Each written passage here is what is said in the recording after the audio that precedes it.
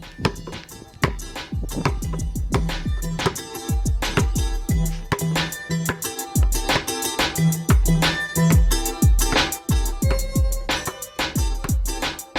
Hoop Heads Podcast is brought to you by Head Start Basketball.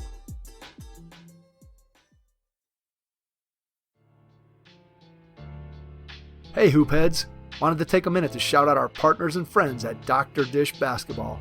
Their Dr. Dish shooting machines are undoubtedly the most advanced and user-friendly machines on the market, and they truly accelerate skill development faster than ever. Learn more at drdishbasketball.com and follow their incredible content at Dr. Dish B-Ball on Twitter, Instagram, Facebook, and YouTube. Mention the Hoop Heads Podcast and save an extra $300 on the Dr. Dish Rebel, All-Star, and CT models. Also, make sure to check out the new Dr. Dish Home Machine, which is perfect for these crazy times when gyms and schools are closed. Visit drdishbasketball.com for details. That's a great deal, Hoop Heads. Get your Dr. Dish shooting machine today.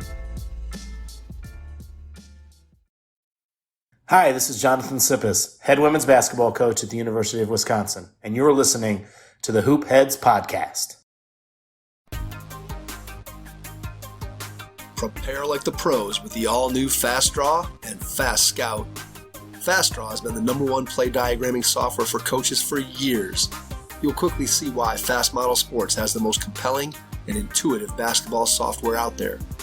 For a limited time, Fast Model is offering new subscribers 10% off Fast Draw and Fast Scout. Just use the code SAVE10 at checkout to grab your discount, and you'll be on your way to more efficient game prep and improved communication with your team.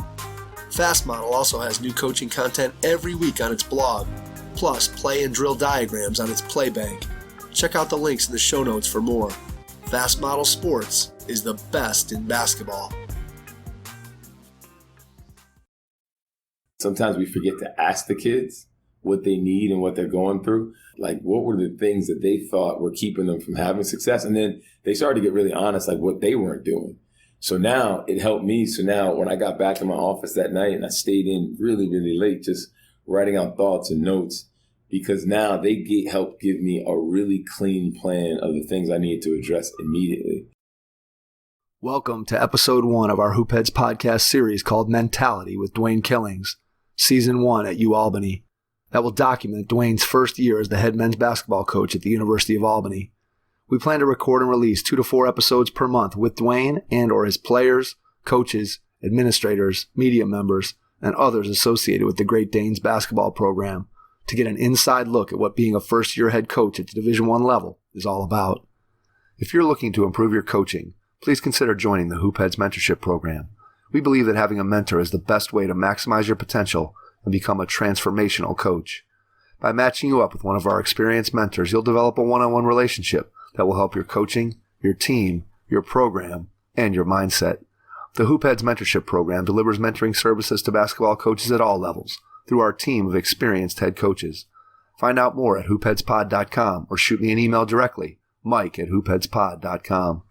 Our roster of shows is growing, so don't forget to check out all our other podcasts on the Hoop Heads Pod Network, including Thrive with Trevor Huffman, Beyond the Ball, the CoachMaze.com podcast, Players Court, Bleachers and Boards, The Green Light, Courtside Culture, and our team-focused NBA podcasts, Cavaliers Central, Knuck If You Buck, 305 Culture, #Lakers, Motor City Hoops, X's and O's NBA Breakdown, Spanning the Spurs, LA Hoops, The Wizards Hoops Analyst, Lakers Fast Break, and At the Buzzer.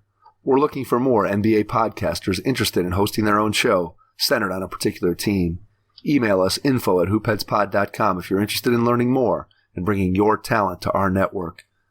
Get ready to go behind the scenes with us as we talk with Dwayne Killings about his first few weeks as the head men's basketball coach at the University of Albany.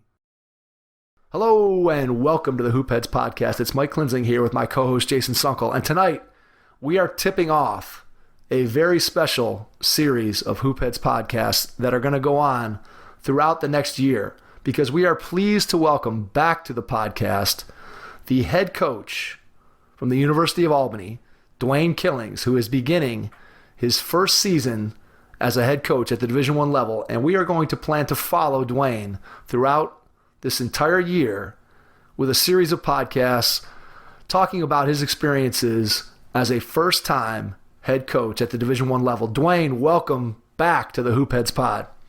Thanks, man. It's great to be here. I'm excited to partner with you guys, and hopefully, just by seeing into our world and what we're trying to do, here at UAlbany, hopefully people will find great interest in our program, and hopefully the story will connect to other people's journeys. And what I would love to do is anybody that wants to be a part of what we're doing or wants to hear about what we're doing, reach out to our staff, reach out to me, hit me up on social media, because we're going to do some fun stuff. But I love to kind of hear how people are receiving our program and what they think. We are thrilled that you've been willing to kind of open your door to allow us to see behind the scenes of what goes on inside of a Division I program. And we're going to hopefully get inside your mind too, and what's going on as we get into the off season, the in season, all the things that go on, coaches meetings and trips and travel and dealing with alumni and parents and players. And just, we couldn't be more excited that you are willing and able to be able to do this with us. So this is the first step on that journey. So let's go back to the first moment where this job opens up and you decide that it's a job that you want to pursue. Just give us an idea of how you became aware of the opening, why you decided that it was something that would be a good fit for you, and just how the process started. Yeah, somebody texted me when everything happened and just wrote, Albany ? And, I remember coaching in the America East when I was working for Pat Chambers at BU. And when we came here to play against Albany, and we got here, and I was so impressed with the excitement for the team. I mean, the building had a nice buzz to it. People cared. And I didn't know. I didn't know that when we got here. And it's just something that you mark in your mind. And then, over the years you watch, Will Brown's teams. I mean, he had really good teams. I mean, competitive. They were tough. They were gritty. They won, obviously. They got to the tournament. So, when you're looking at opportunities for me, when I was thinking about trying to become a head coach, it was about fit. So where did it fit for me? Obviously my career has taken me through the Northeast. I spent 3 years at Marquette working for Steve Wojciechowski. But what I knew from a recruiting perspective and just a program perspective was working in the Northeast corridor. So it checked that box. It was in a community where people really cared about college basketball. Albany in the capital region, they're crazed about college basketball. Whether there's an NCAA tournament game in town, they go. They go to games at Siena, they go to games at our place. So that checked that box. And then there was great alignment when I did some research between the President Rodriguez, Mark Benson, and the basketball program, because they wanted to make sure that they were connected to that program, because I think they feel like it's the heartbeat of the university. So it checked that box. And then it was a really good fit for my family. I got 2 kids. My wife's from New York City. I think it's a great place to raise a family. It's close for my wife to get home for her, where she grew up. It's 2 hours away. We got family in Massachusetts. My parents are an hour and a half. So I thought it was a really good place for this moment in my life, if I had a chance at leadership. And then the more I dug into it, the more people said, like, that's where you should go. And I'll tell you, when you get the job, you fly in, and there's all these things going through your mind.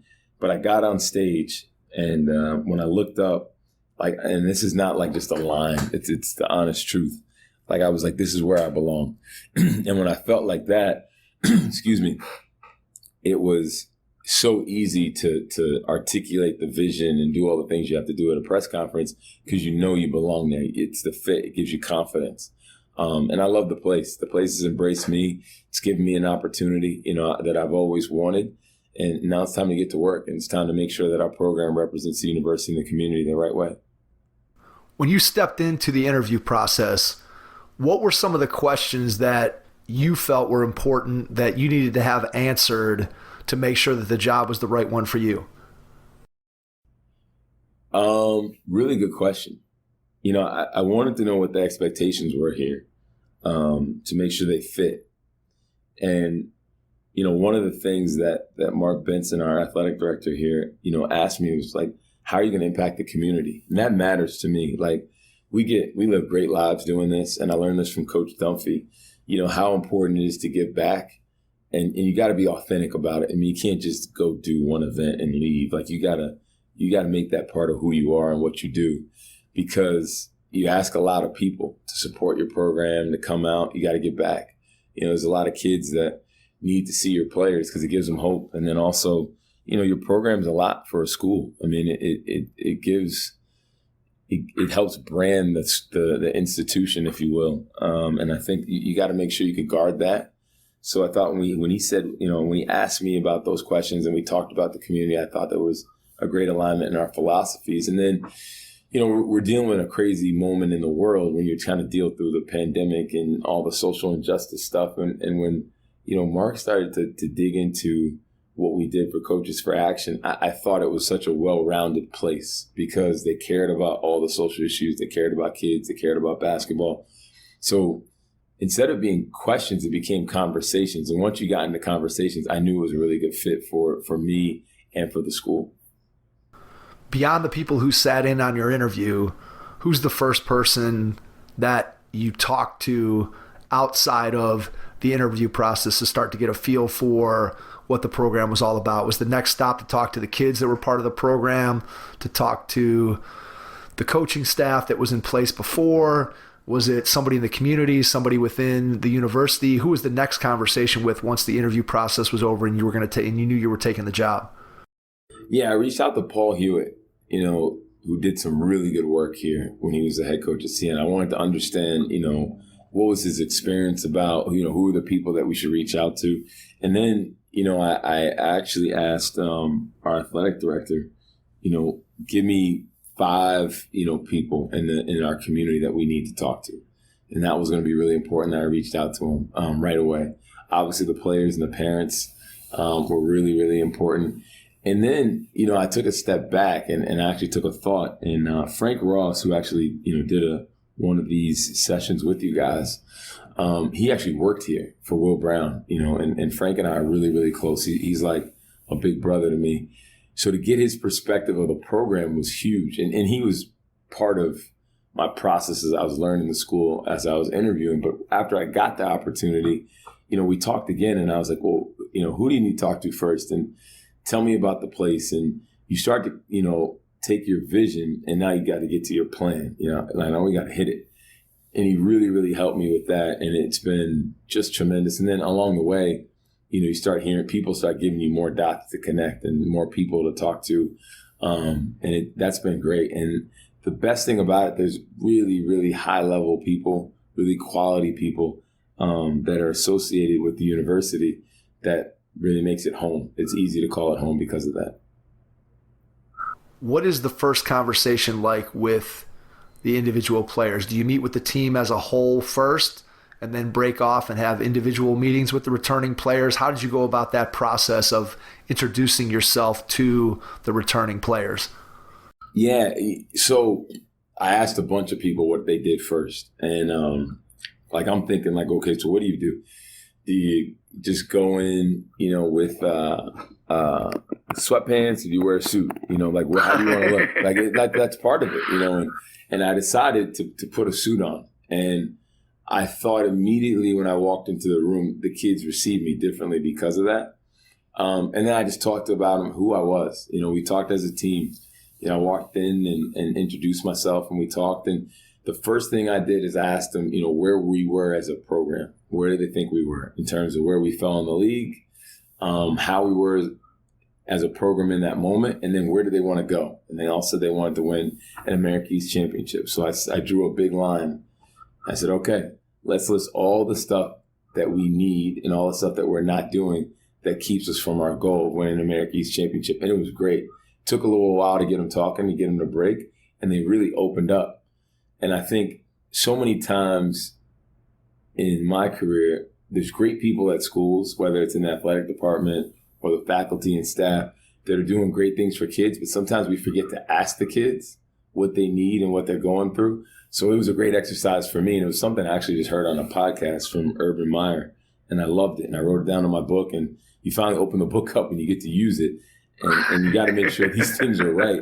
But it went over great. So now I had what the kids really wanted. What were the things that they thought were keeping them from having success? And then they started to get really honest, what they weren't doing.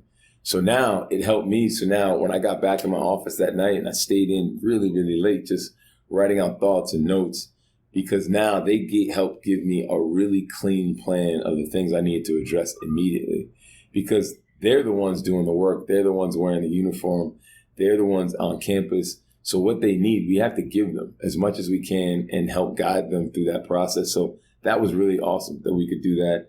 And then, I asked Mark to get me around the different leadership here at the university. We got on a Zoom call and introduced myself. And that was something that I thought was important, because we had to make sure we're in this together. And before I got here, and this is something that somebody told me a long time ago, everybody loves a T-shirt. And I remember working for Coach Dunphy. I remember working for Pat Chambers. And I got this from Pat. The first day he got his job, his family, he had like 10 brothers and sisters. They all walk into the press conference at Penn State, and they got these T-shirts on. So I wrote that in my book. So I got my job, and I spent some money and had T-shirts, sent here with the word mentality. And that's kind of our root word for our program. And I had them sent here the day I got here. And I've been giving them out ever since, because, it's a chance to meet people. People gravitate towards it. People love a free T-shirt, but you get to introduce yourself, tell your story. People remember you because of that. And now I got to pull them back into our program. But we do it, once or twice a week. We go down to the campus center. We hand out T-shirts and introduce ourselves as a staff. But now people start to get to know us a little bit more. And actually, our president sent me a note just saying, like, more and more people are talking about these T-shirts and they got to get a free one. So it's been a small little marketing thing, but it's a big thing as we introduce ourselves to campus. How many shirts have you given out so far? We've given out probably 400 shirts. I'm running out and I'm getting low on cash because of it. But I told Mark, I was like, you got to help me out now. Now you guys got to give me some T-shirts. Got to get a T-shirt budget going. Yeah, I made my investment into the community right when I got here, so I need some help coming back. So absolutely. All right. So what were one or two of the things that maybe you can share with us that the kids in the program said, hey, these are some things that we need, or things that we want, or things that we're doing well? What were some of the things that they shared with you? Yeah, I mean, one of the first things they said is, we want different sneakers. But I get it. What I took from that, though, is, they wanted to put themselves into the program a little bit more. They wanted some self-expression. So again, I said, okay, I get that. And then different sneakers, like a different brand, or they wanted to be able to wear, one guy wears blue, one guy wears purple. I think they wanted some different Steph Currys. They wanted some different ones, okay. which is cool. I thought that's a thing, and that's important, that the kids feel good and confident about who they are and how they look.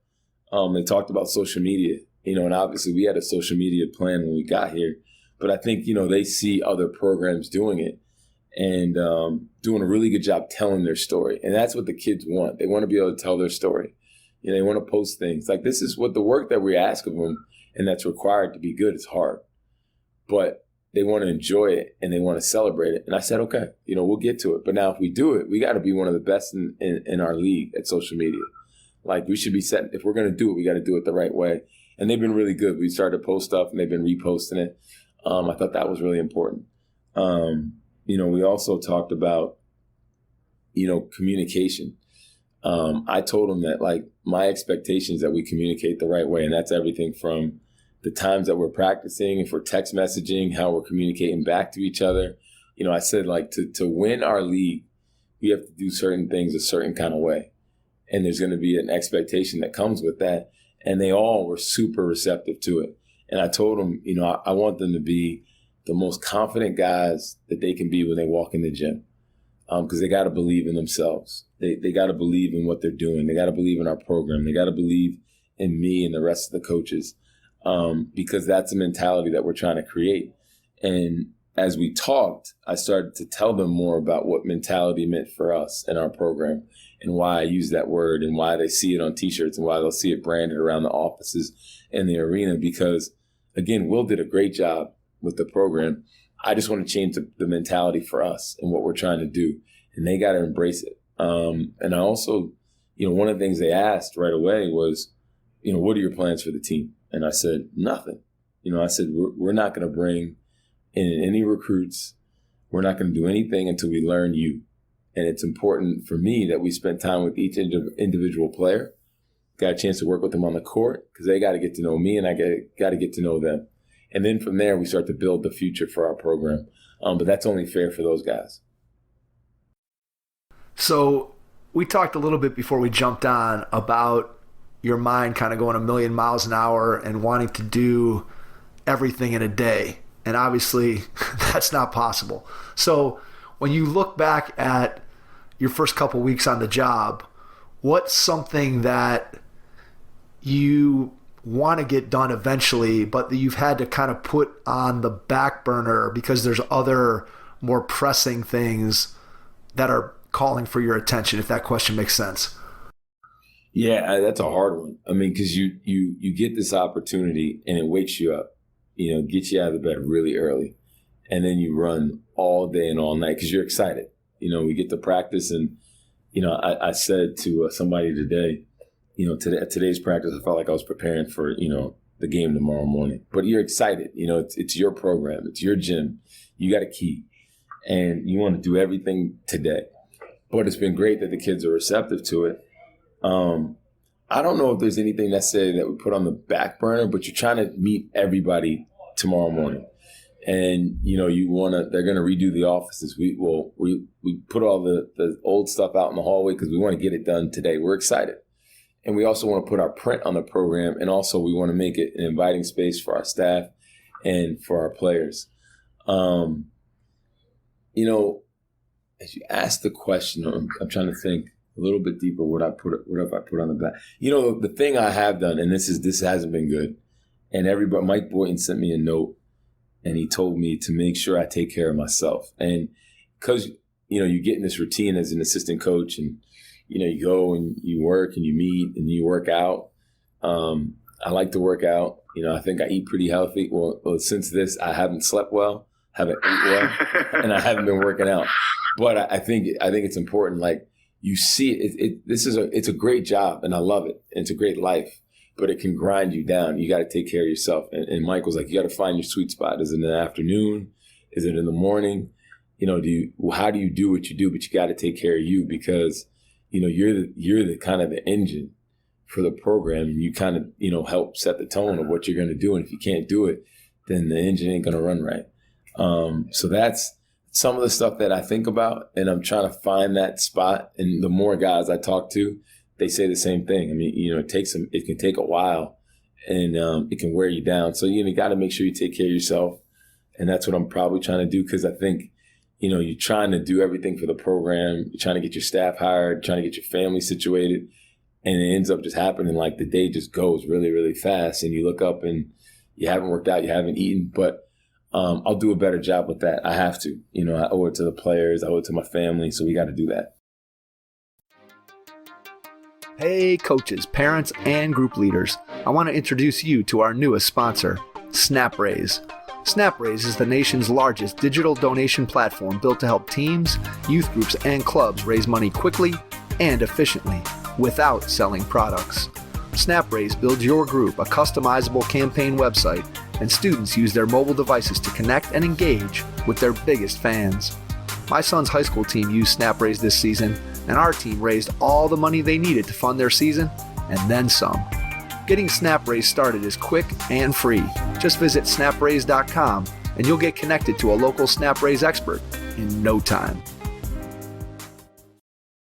So to go along with that, how do you make sure, what are the conversations like with your wife? Because you have a young family, and obviously your wife knows what goes on with you being an assistant coach, and she's seen and been around you and been around basketball programs. So what's that conversation like when you're making a decision to go to the University of Albany, and then just knowing that, at least at the beginning especially, that you are going to be going a million miles an hour? How do you make sure that you create that balance, not only with your family, but as you said, with yourself? Just what are those conversations like between you and your wife?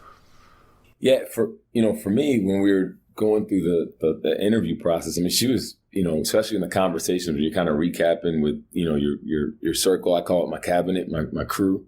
She's hearing everything. And then she's finally like, well, who was that? And who said this? And, she's trying to connect all the dots. And then I'm like, hold on, I got to get on another phone call. But I think as she heard more about it, she heard how excited I was, and she heard me say how great of a fit it was. She started doing her own research. Then she started being like, okay, we're getting the job. What's the detail? Like, when is he going to call? She was all in. And one of the best things, my kids are young, so they're still in school. So they're going to be in Milwaukee until the end of June. So it gives me some runway to be here and kind of focus on things here. And we start the day off, and I usually FaceTime them, which is really good. And I try to get them again before bed. And then, we text and send emails as we're communicating all the things we have to do. But she gets it. And, she understands I got to get things to a certain point.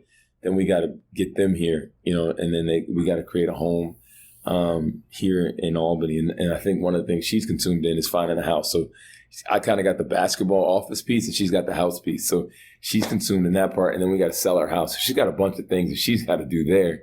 So we're pretty task oriented. And then we huddle up, we take our timeouts, we get our game plan, and we go out and we execute. So we got our thing going. It's been pretty good. I'm really excited. My family's going to be out here next week on Monday for about a week, and we'll try to find a house, which is, you have to get that right. I mean, it's got to be really good for my family, for my kids, trying to find the right school district, try to find the right community for me and my wife, trying to find a home that's inviting for our team.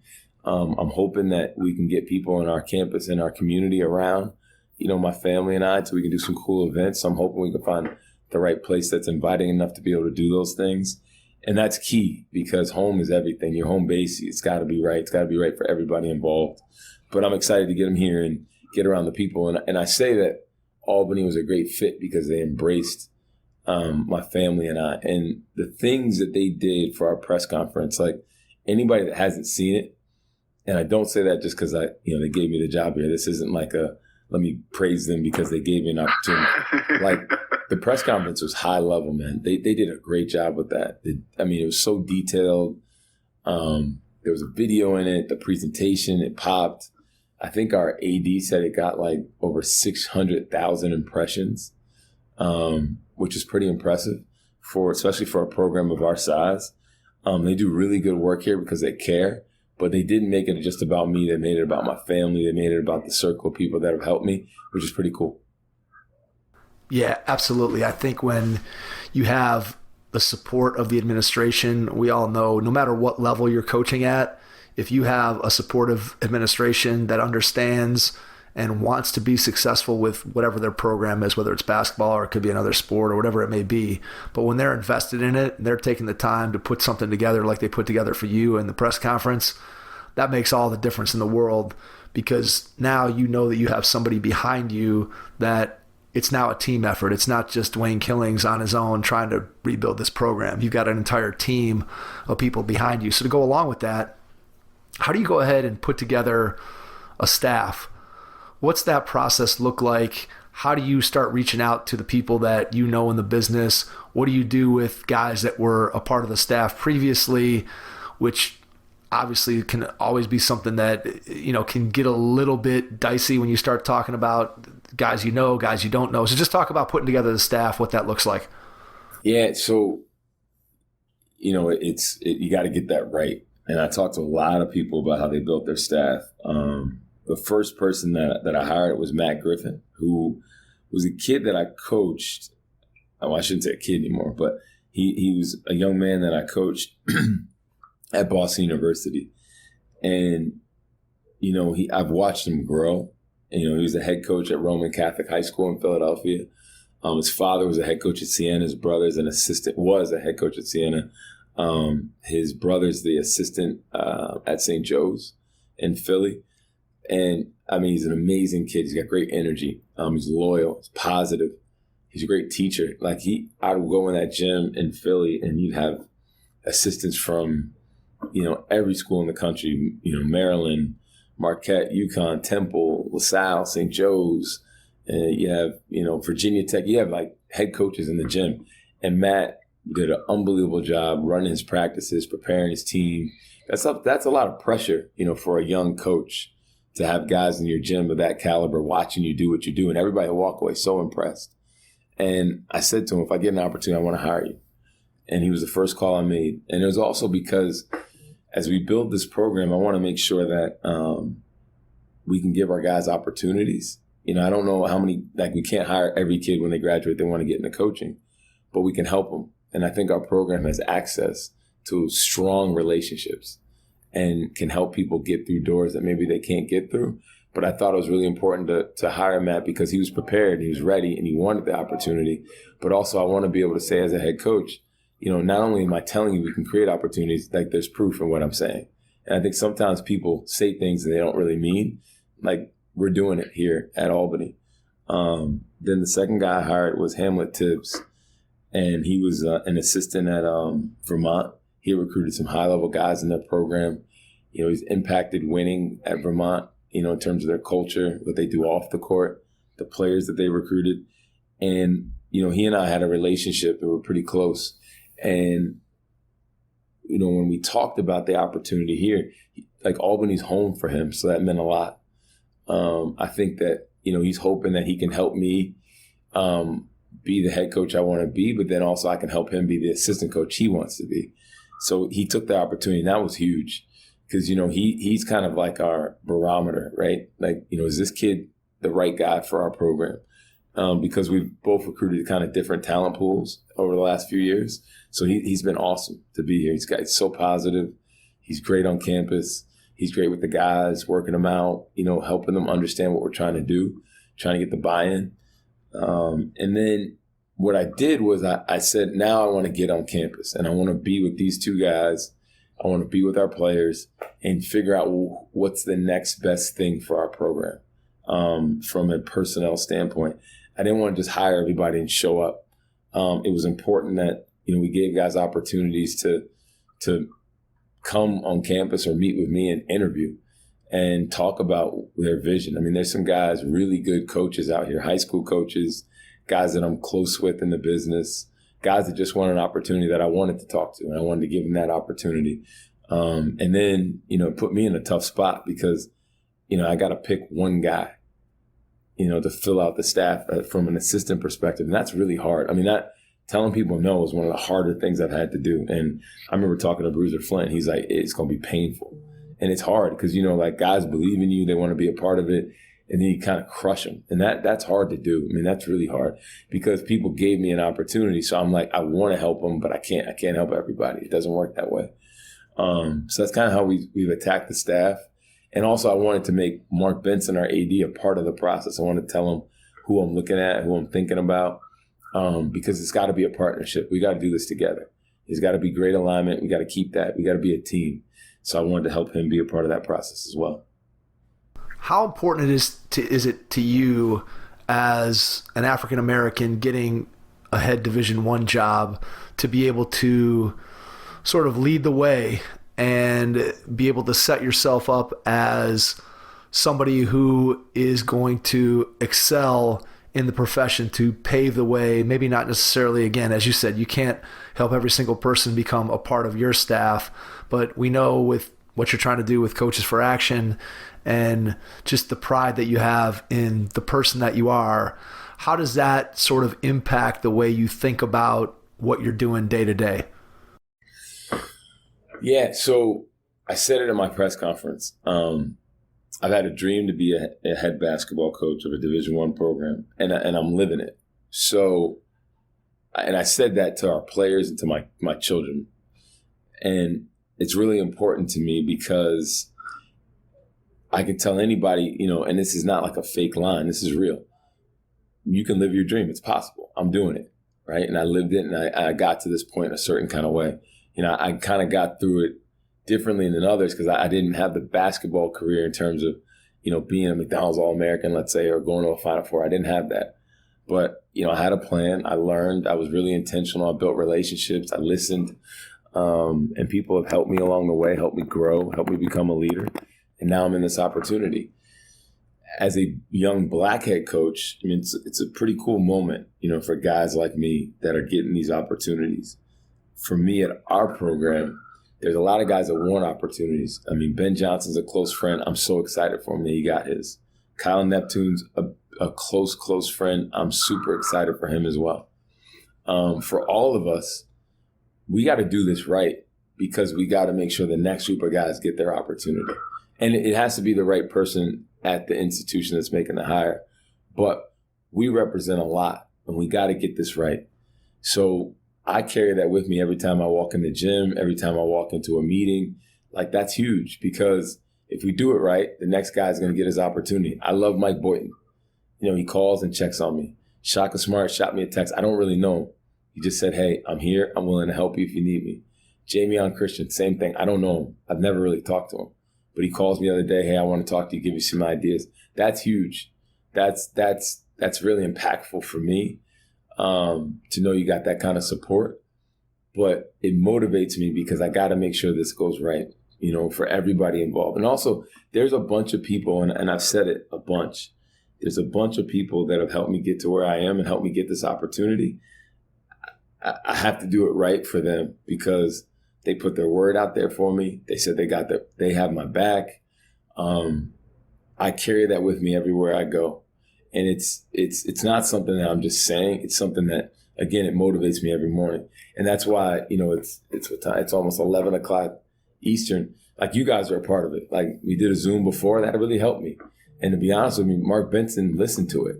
And as he prepared to interview me. So I owe it to you guys because you guys are part of my journey. You're part of the reason why I got this job. That's why we're on the Zoom.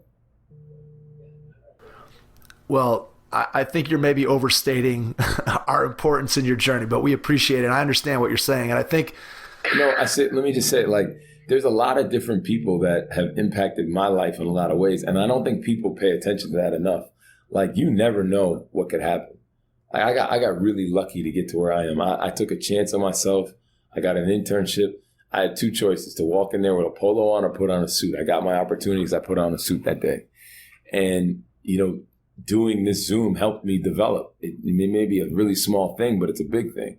And if our AD listened to it and he gravitated to my story, and there was parts of that story that I told that he brought up on my interview. So you guys are a part of it, and I mean it. And I think sometimes we lose sight of how sometimes things just happen for a reason. You guys are part of it. And I'm bringing you through this part of our journey here at UAlbany because it matters. Well, I do think that piece of it is 100% true, that you never know who along the way is going to help you. You never know who along the way that you can help. And I think it's something just about the way that you live your life, and forget about basketball coaching or podcasting or whatever it is that you do full time. I think it's just who you are as a human being and the people that you touch as you go along the way. And when you touch those people in the right way and you have an impact on them, a lot of times you don't even know the impact that you're having. And I think what you just said about us and what we did before and having that conversation, I'm not envisioning our podcast being a part of an interview process that might help somebody who's on the podcast eventually get a job. I'm not thinking about that in any way, shape, or form when I'm sitting here talking to the people that we've had on the show. And yet it happened. And I think that speaks to, again, just the type of impact that you can have and the type of impact that you want to have. And the thing that strikes me about you and just the way you answered that question about being an African-American head coach at the Division I level is that you're looking at this as a privilege, that you're one of the people that was chosen to sort of lead the way, as opposed to looking at it as maybe a burden where, I'm carrying this weight for everybody who comes behind me. Instead, you're looking at it as, man, it is an honor to be able to carry that with me so that I can make sure that I'm doing it right so that the next group of guys behind me gets an opportunity. I think that's got to be just, again, it adds a whole nother level of, I guess, excitement. For me, I'm excited for you just because of the opportunity that you're going to have to do that, not only for yourself, but what you may be able to open up for guys that are coming behind you. Yeah, I mean, it's huge. And I'm excited that you're excited because it means everything to me, and there's a bunch of people rooting for our program, which is awesome. I mean, you feel that. I think now, today I got a text message from, an assistant in the Big East that I don't know great. And he just asked, hey, can you help me with my head coaching book? And can I ask you some questions? And I said, yeah. I was like, I don't have all the answers. I don't have any answers. We're trying to figure it all out. But I was glad to help. I was glad to have the conversation. I mean, that's what it's about. And I think sometimes we don't collaborate enough in our business. I think sometimes we don't share enough. We don't talk enough with each other. Like, I get it. We got to recruit against each other. We got to compete and win games. But everybody has really cool stories. We can help each other in our own way. And, when you get into this process, it gets super competitive. But what's meant to be will be. I went through this process against, one of my close friends. And we'd laugh about it, at night. Because it was like whoever the best man for the job is going to get it. And what's meant to be will be. And that was fine. And it didn't hurt our relationship, not one bit. And I think that, it needs to be more of that. Yeah, absolutely. I think that when you build those kinds of relationships, then you're able to understand and you'll be able to compete. And at the end of the day, you can both walk away from that experience and look each other in the eye and know that, hey, this wasn't the right opportunity for you and your opportunity is going to come. And I think it's a credit to both of you guys that that's the way that you handle it. And I want to go, and I got two things that I want to ask you about before we wrap up. And the first one is, from a recruiting standpoint, how do you go about, you get the job and you've got to start identifying some players that you're going to want to eventually be able to recruit. So how do you do that? What does that process look like as you're starting to put together that list from one day you're not the head coach, suddenly now you are, and you got to start putting this together? How does that work? Yeah, you're leaning on the same relationships, that I used at Marquette, especially with the Northeast kids here. And I was shocked, like, you get inundated with text messages and phone calls about players, like for people you know and you don't know, because there's opportunity, I think, and then also people want to help. So you got to scrub through that. Then it's different. I mean, you can't go into the gym. You got to watch film. Hamlin's been awesome. Matt's been awesome. They brought guys to the table because Matt was a high school coach, and then Hamlin, was recruiting some guys, that could come potentially to our program. So we just sat through and just watched film. I mean, watch highlights, watch synergy, watch edits, and watch games. We just sat, and we're ironically, living on campus. So we finish, we go back, get something to eat, and we sit on the couch and watch more games, and we talk about that. It was pretty cool. But one of the things we did is I said to the guys, okay, let's come up with like 10 or 12 characteristics of the guys we want to coach. And we just put them on a piece of paper and we threw it up on the wall. And I said, like, all right, when we're talking about the guys that we're thinking about recruiting, they got to fit those 10 or 12 words. And if they don't, now we got to defend why we're going to bring them into our program. And it really helped the conversations. It helped guide us towards one kid or another, or say like, I don't know about this guy, but this guy could be really good.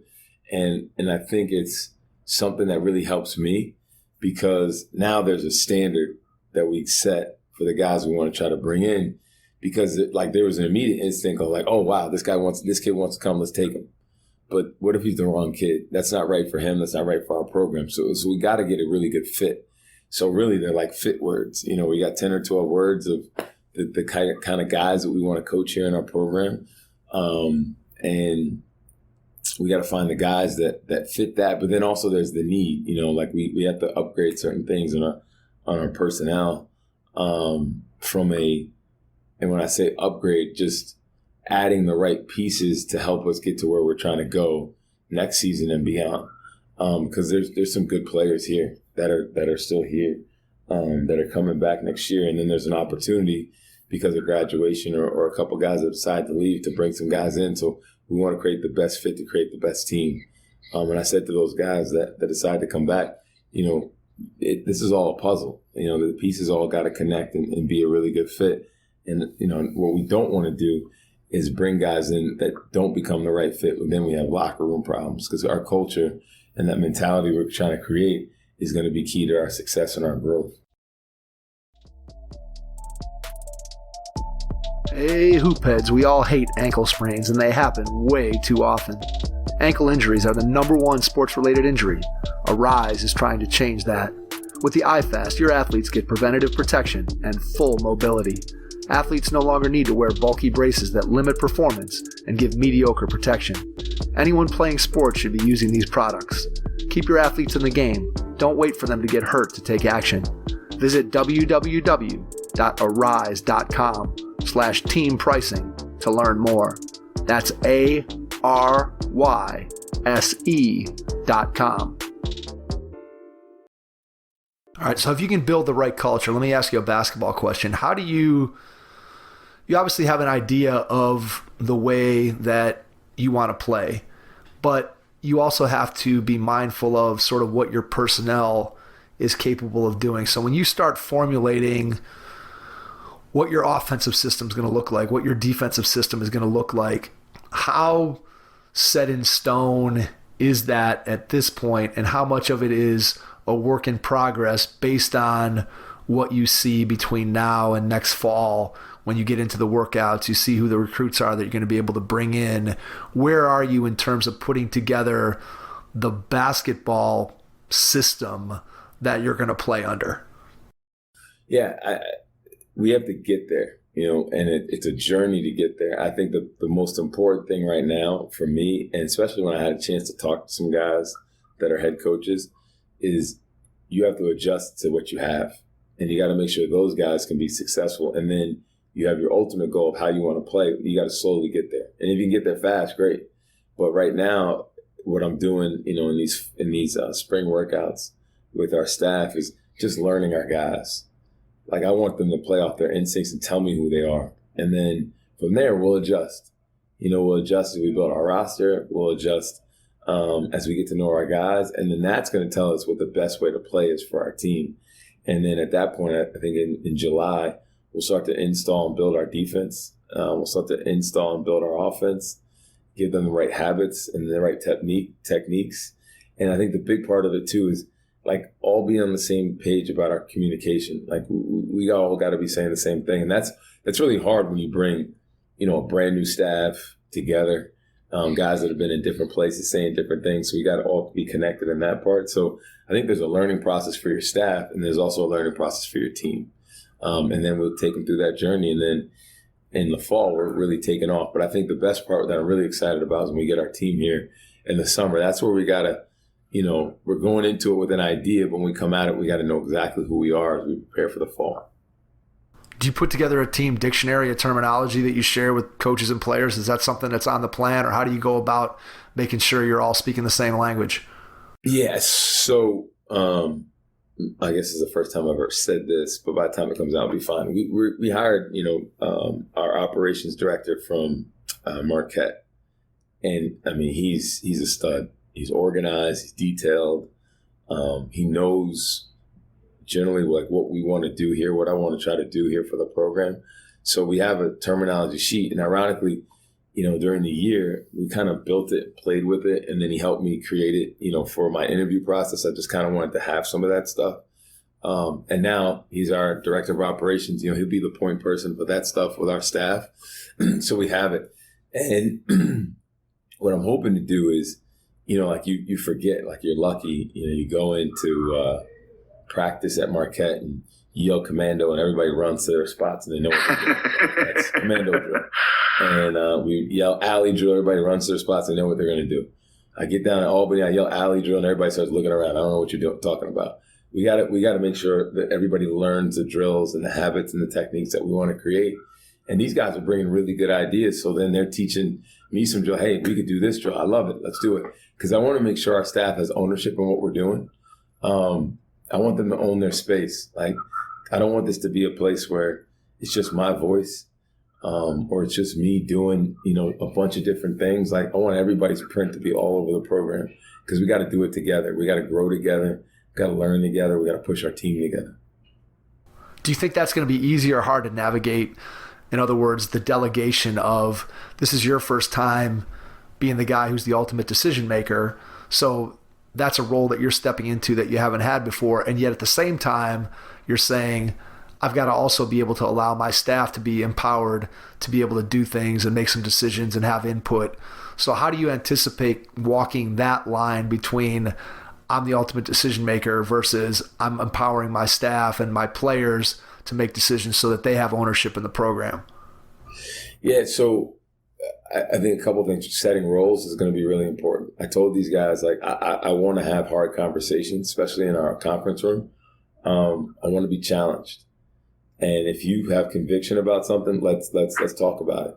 But when we walk out of that conference room, we got to be aligned together. And what I'm going to do with our staff is, give everybody roles and kind of lead roles on things. Like, we'll have an offensive coordinator, defensive coordinator, special teams guy to kind of have be responsible for different things. That same person will run our player development program. So, at that point, I'm hoping that gives us a smooth and efficient workflow. But, there's going to be moments where it's choppy too. That happens in any program. And I think there's health in that, because if everybody's quiet, just saying everything's great, that can't be. There's no way you're doing everything perfectly right. So I think, sometimes, like, yeah, you're right. If, we're all kind of marching in one order and one guy goes off to the side, that might be the right direction to go to. Let's figure that out. And if it is, let's go. If we got to make adjustments on defense, let's talk about it. And if that's the right thing to do, then we'll do it, because it's what's best for the guys, for our team, for when we compete. Because again, like, if you bring your ego into it, if I'm just acting like, hey, I'm the head coach and I finally get the whistle, like finally get the control, that's not right, because I'm not going to have all the answers. And like, Matt's been a head coach before. Like, he went to the Palestra and won a Catholic League championship. That's big time. Hamlet, he's been at Vermont. He's impacted winning. Like, he's held the clipboard with John Becker at Vermont in some big moments. So they bring all that with them. And the rest of the staff will do the same thing. It's such, I think, a challenge to make sure that you're doing both of those things, that you are putting your stamp on what you want it to do, and you're obviously setting the tone from the culture right from the very beginning. And yet at the same time, you want to make sure that everybody is getting on the bus with you and is sharing in your vision and is having input into that vision. And I would just imagine that as you go through, as you said, at times it may end up being choppy, and you're going to talk it out with your assistants and talk it out with your wife, I'm sure, at times, and talk it out with your mentors and talk it out with people that you respect, and figure it out as you're going along. What's been the most fun part? So let's take it back to the joy of being a coach. What's been the most fun part of being the head coach at Albany for the last couple weeks? Just hanging out with the staff, hanging out with the guys. And, it's with the staff, you're working, but you're having fun working. You're in the office at 10 o'clock at night, but you're having a good time. You're in our apartment, working late at night, waking up with each other. It kind of takes you back to college, to be honest. It's just a bunch of guys in the dorm room hanging out. And then with the guys, the funnest part is they believe. And that's an awesome feeling, because you don't know. You walk down there, you have no idea when you run your first practice. Like, what if these guys don't believe in you? That would be hard. They believe. Like, I'm getting text messages, I'm loving workouts, coach. I love what you're doing. That feels awesome. It's a great feeling. And it's contagious. And like, you wake up and you can't wait to feel it again. So you're excited about where the journey can go. And then, like, one of our players texted me the other night, like, coach, I feel like I've gotten so much better in this last week. It's been awesome. That's terrific. I mean, that's one of the best feelings that you could feel for me as a coach, that, you're making a kid feel more confident in what he does, make him feel, better about his talent and his growth. I mean, there's nothing better in the world than that. All right, let's wrap up installment number 1. What are you looking forward to over the next couple weeks? What's the next big task or the big moment that you're looking forward to in the journey? Getting to know the campus. It's harder because of COVID.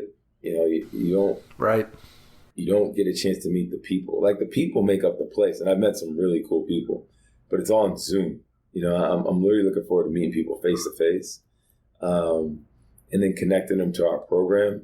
I'm also looking forward to meeting, the former players. I'm really excited about that. There's been a couple guys that have stopped by, which is really cool, hearing their stories and then getting those guys in front of our team. But I think it's just more connecting to more people that are in the community, both in the capital region and in our campus community, because I think that's just such a cool part of college. Working at a college or a university is, when you get around kids and you get around people and they're all trying to be part of inspiring young people to be better and more prepared to take over society, is awesome. So I look forward to that. That's good stuff. All right. That is installment number 1. Dwayne, before we get out, we're going to do this every time, but share how people can connect with you, connect with your program, give us your social, give us the Albany website, and then I'll wrap things up and we'll let people know what's coming up next. So it's funny you asked me that question. I actually got to look it up because I don't know by heart. On Instagram, it's UAlbany_MBB. Now, I need some help. We got to grow that account because there's not enough people on it. All right, Hoopheads, get out there and follow. Get out there and follow UAlbany men's basketball. UAlbany_MBB. And this is bad. I don't even know my own Instagram. It's terrible. It's D Killings is my Instagram. And then my Twitter, I got to look that up too. This is horrific. I don't know. I think you're Coach Killings DK, I think. It's Coach Killings DK is my Twitter handle. And, email us, hit us up. We love to be able to answer any questions or collaborate or build, any type of cool programs or ideas because, there's an opportunity to grow. So the more we can grow the game and we can help each other grow, the better. As we said off the top, the plan is we are going to follow Dwayne and the University of Albany men's basketball program for the next year. And we are going to jump in and out with him we're going to try to do 3 times a month.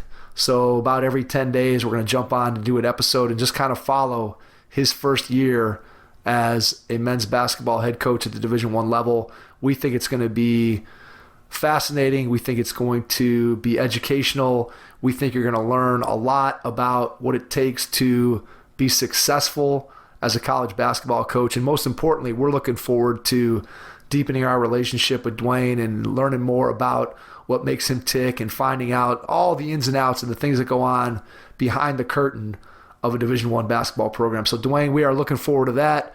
We appreciate you tonight, and we are going to really look forward to working with you throughout the next year to make this series here on the Hoopheads Pod a very, very special one. So we appreciate you being on with us tonight.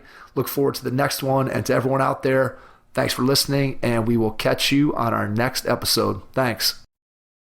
Thanks for listening to the Hoopheads Podcast, presented by Head Start Basketball.